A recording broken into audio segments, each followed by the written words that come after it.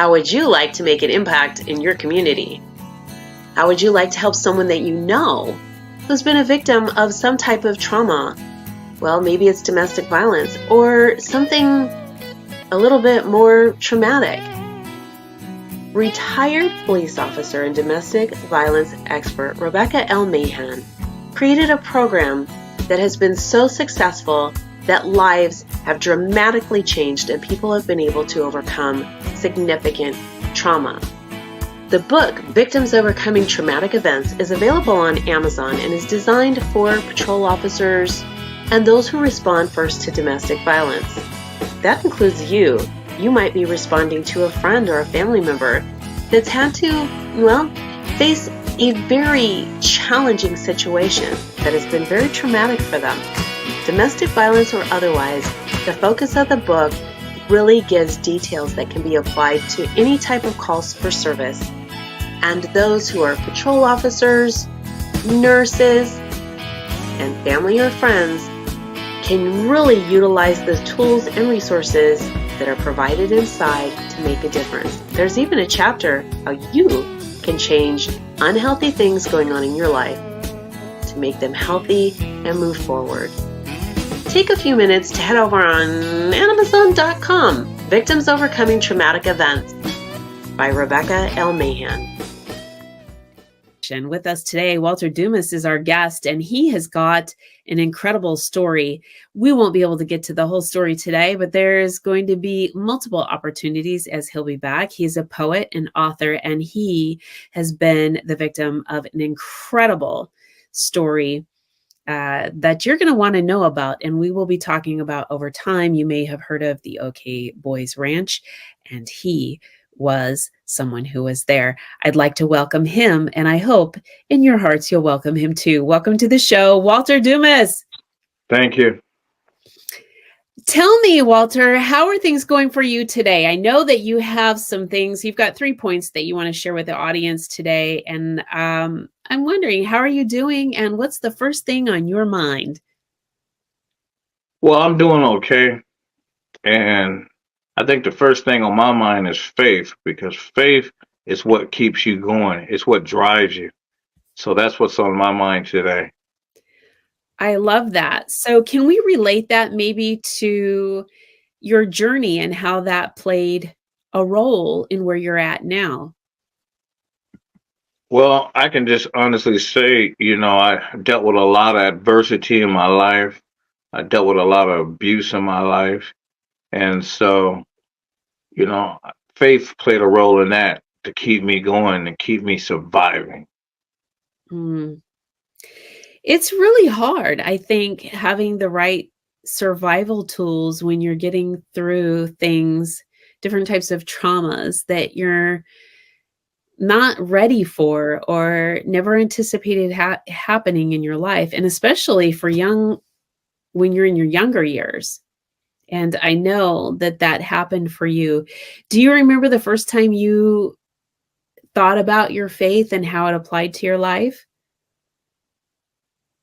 It probably was when I was homeless and I needed all that strength and faith. It was during our time in Seattle, Washington. We was going through the big snowstorm, and I was out there with no home, trying to survive. So it was either I can or I cannot, So I made a decision. I was going to have faith about this and let everything just work out. And that's what kept me going. I think you said something that's really important. And I think that it's really important for a lot of people to think about. And that was when you said decision. And a lot of times we don't really think about how important it is to make a decision in which direction, by doing so, that's going to take us. And in your case, you came to take a lot of different factors in, make a determination on what you needed to do, and then a decision on how you were going to go about doing that.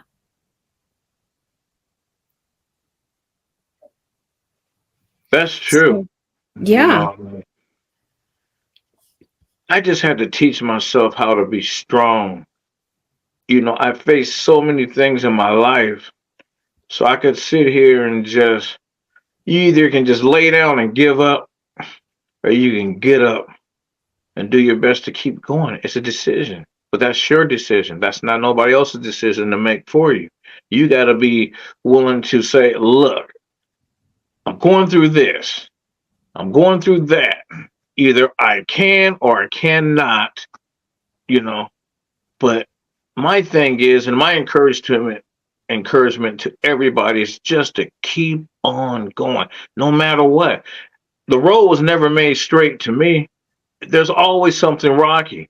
I hear people all the time talking about, their lives and all that. And okay, but if you act perfect, there's no such thing as perfect. You know, That's such a you, good point. you just got to keep on living the best that you can. Every day is a step that you got to take to make it, in this life. You only get one life. There's no do-overs. There's no going back. There's only going forward. So you have to make that decision to go forward and make the best of life, because life is going to throw everything at you. I do like how you are saying that. Never give up. Keep going forward. Don't look back. And I've heard different people say things like, there's a reason for the rearview mirror, but you can't drive using the rearview mirror. You have to look forward. What do Well, you that's think of that? that is true, because if I didn't make the decisions that I made to keep on living, I wouldn't be here today. I'm 51 years old. I turned 51 November 13th. I was born November 13th, 1972. I've been here a long time. So if I can be an encouragement to anybody out there, just use me as encouragement. I went through so much in my life, but I'm here still to tell my truths and to tell my story and help those that need help. I'm here for you. I care for you, and I love you. And just use me, and you will see. You can go through anything in your life, but God teaches me that to stand up, and He keeps pushing me forward. And that's what drives me. I absolutely love this. So you've got faith, you've got keep moving forward. And let's talk about another third point. I know that there's a lot more, and we're going to be able to talk about a lot, but your points are very succinct and very easy to understand. And as you're explaining them, I mean, and how it's applied for you in just, I mean, as an example, your homelessness. I mean, oh, wow. Walter, there's just so much. And I have so much that I want to ask you, but do share with us another point you have. Well, my thing is I live by this, and I make this a rule in my life. And I used to preach this in my church, Revolutionary Life Ministries, where I was the senior deacon in my church. But it is to never give up and to never give in. And I live by that every day. So to everyone that's going to be listening to this, and just never give up, never get in. Yes, life is hard. Life can trick you sometimes. Life can beat you down sometimes, but it's not a quit time. You know, No, it's a keep going time, and that's what I live by every day. I really like that. And when you're talking about giving in, do you mean like compromising to your internal compass? Do you mean just really holding on and not giving up to the things that would cause you to just throw that towel in there?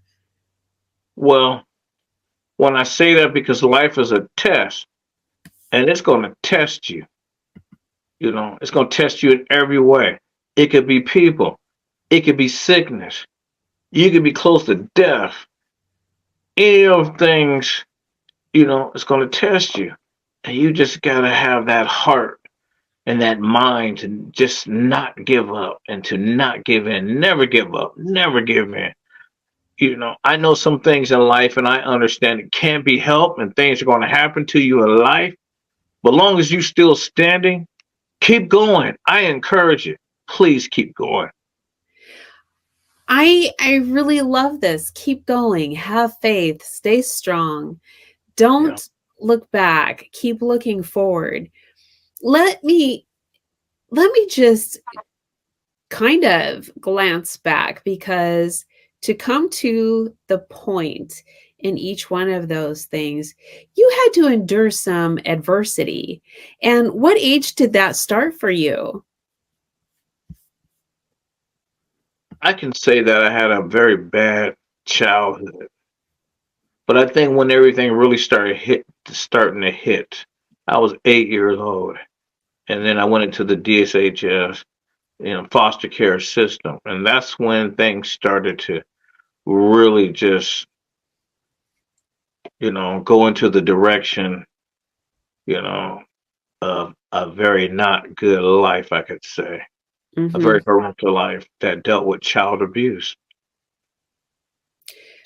Do you think there is far more child abuse in our society than what most people would know about, and far more people either in or needing to be in the foster care system?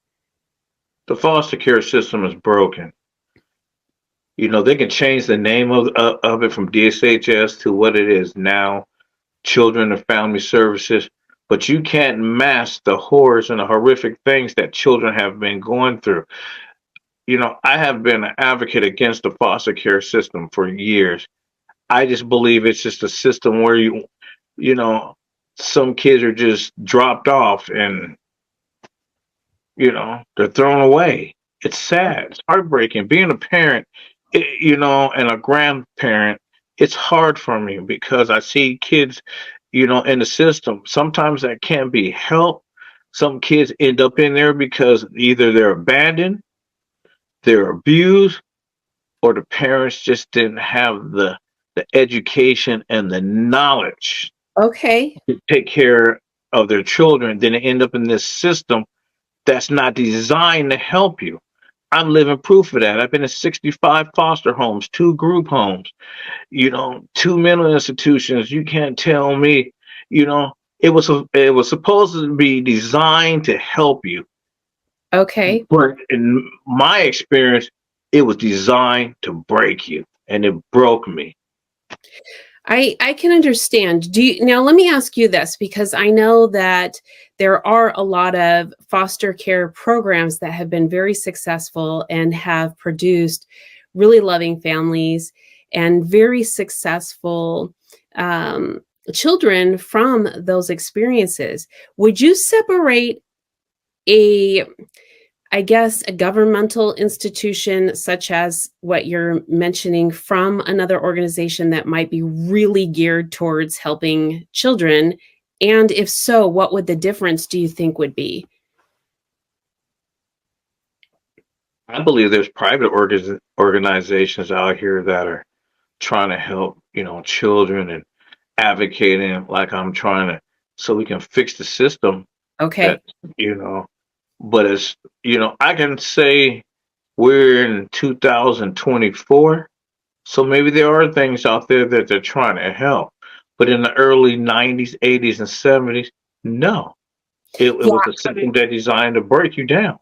It's really interesting. The whole system, especially statewide, countywide, and each individual one, there was a lot of trouble with the system. I know that that holds true also with the mental health care system, where there was a lot of people who were under the guise of getting assistance, and then released into society without getting the help they needed. And so we could go historically into a lot of things back in the 70s that just were really very unhealthy for children, for people who are having mental health issues. And then if we fast forward, we have a lot of unfortunate things that have sort of um, had the ripple effect from that. And you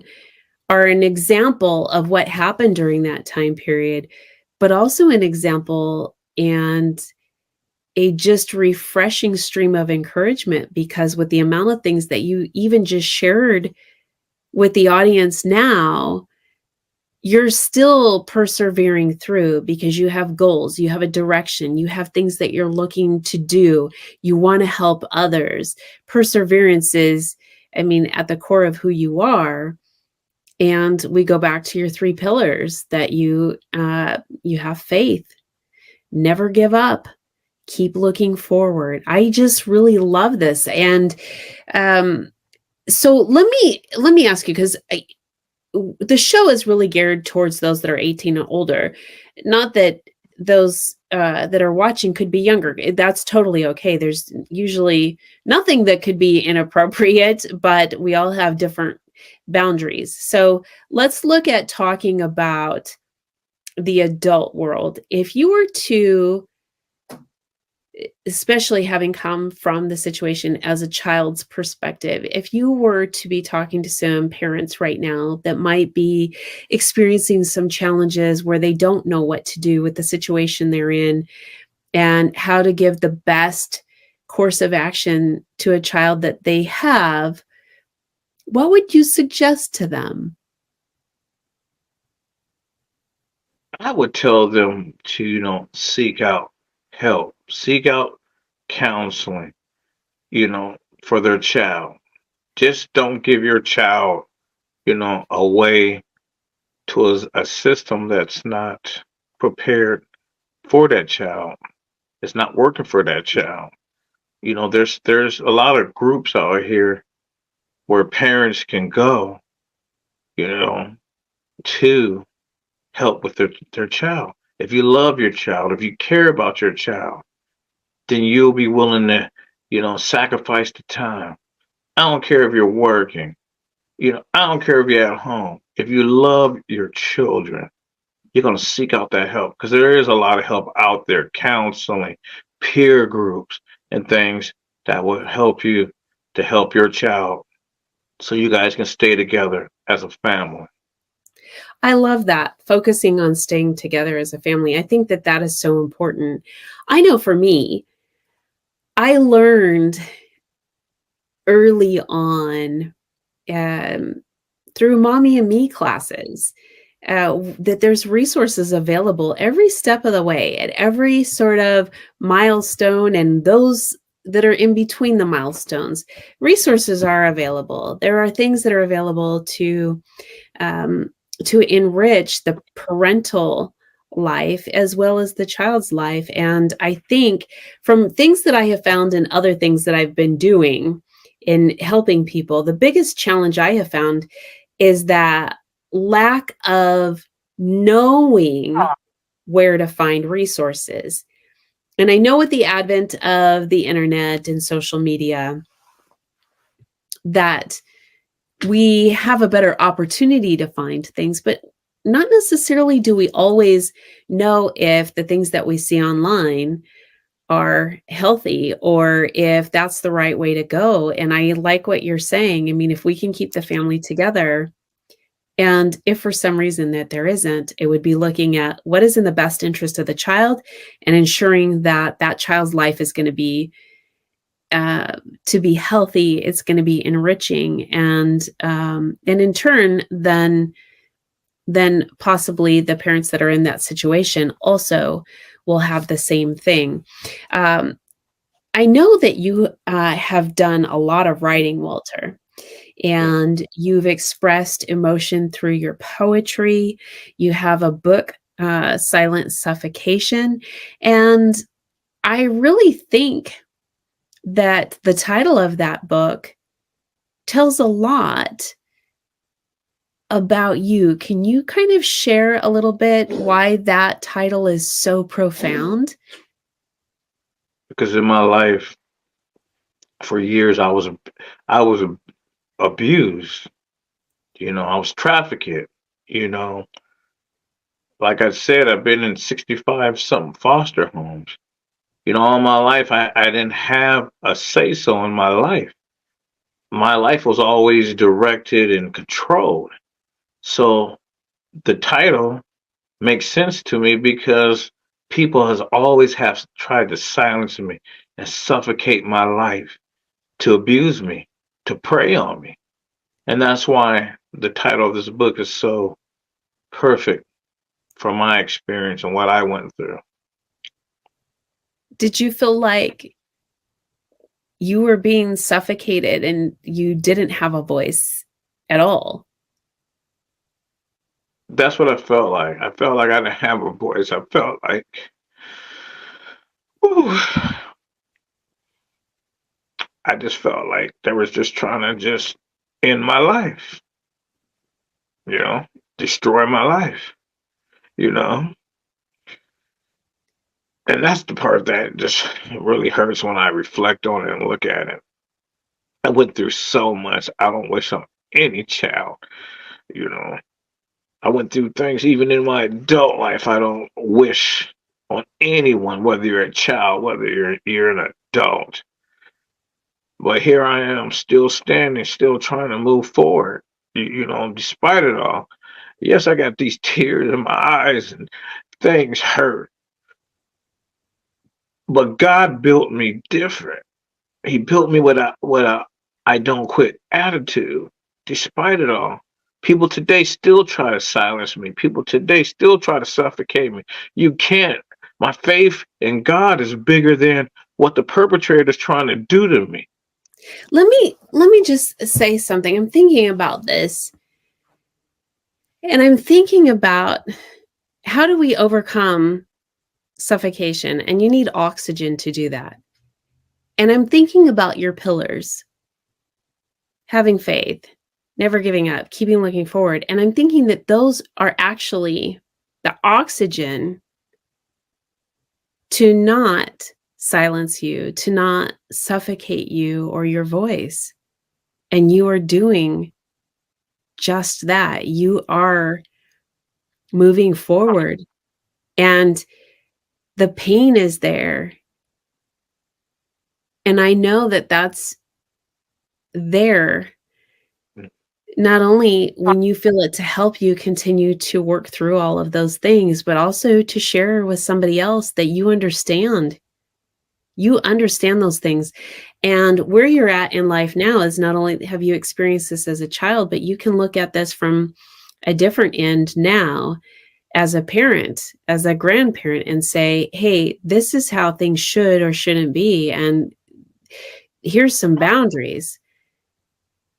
And I know in your book, you talk about these things, which is absolutely essential. I really feel like sometimes we need a handbook, because we're not given one. We're not given a handbook on how to deal with certain things, and some of the things that need to be in our schools, in our education system, has to do with parenting and having healthy relationships, and whether that's with yourself or with your children or anybody else for that matter. And it's just not there. They've taken so many things out of our education system that provides us tools to address things to help us get through life. And this is an area that I think really needs more focus. And I hope that you will be pursuing the advocacy of that through your writing and through the contacts that you have as you move forward.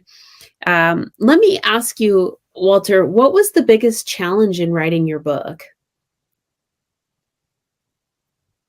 Well, I can say that you're talking about 40 plus years of depression, 40 plus years of abuse, 40 plus years of torture, in your life. And then you got to remember all the things that happened to you. And in order to write that book, I had to get upset. I had to get mad. And I was able to remember everything once I got upset, once I got mad. And that kept me keep pushing forward to write this book. Yeah, you have to. You have to dig deep. and get to the core of those feelings. It's absolutely important. And um, it's absolutely important to push through and remember the things that you don't want to remember sometimes, whether it's to help you through a certain situation, whether it's because you want to share your story and get it out there, um, any Well, of those things. I can say this, and if I can encourage anybody that's going to be looking at this, you have to find something therapeutic, you know, to keep your life going, because you're going to deal with a whole lot of mess in your life. For me, writing poetry, writing stories, I'm a romantic. I like, writing that way. But it's therapy. Writing for me is therapy. It keeps me going. And then also, you know, I'm not telling anyone to do this, but if, for me, was a big thing for me back in the day when I was a deacon. So I'm just happy to say that I started back in church on last Sunday. That's other therapy for me, and I'm planning on going to that church every Sunday. And, that's going to be therapy for me too, to help me keep pushing forward and, not give up and to not give in by doing that. So I encourage anyone to just find an avenue for you. What's going to make you, you know, just keep pushing forward? Because that's what life is. It's supposed to keep pushing forward. Obstacles and tribulations and trials, they're going to come. We know this. Yes. I want to thank you so much, Walter, for your time with us today. Can you share with the audience where you'd like to have them connect with you? They can text me, or email me at Walter Dumas Business at AOL.com. If they'd like to leave me a text, I will respond back. Uh, I'm always on Facebook.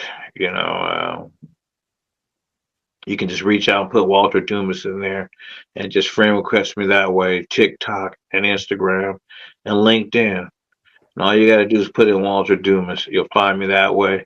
And I'll accept your friend request or follow me, and I'm there, and you'll learn all about me. I love it.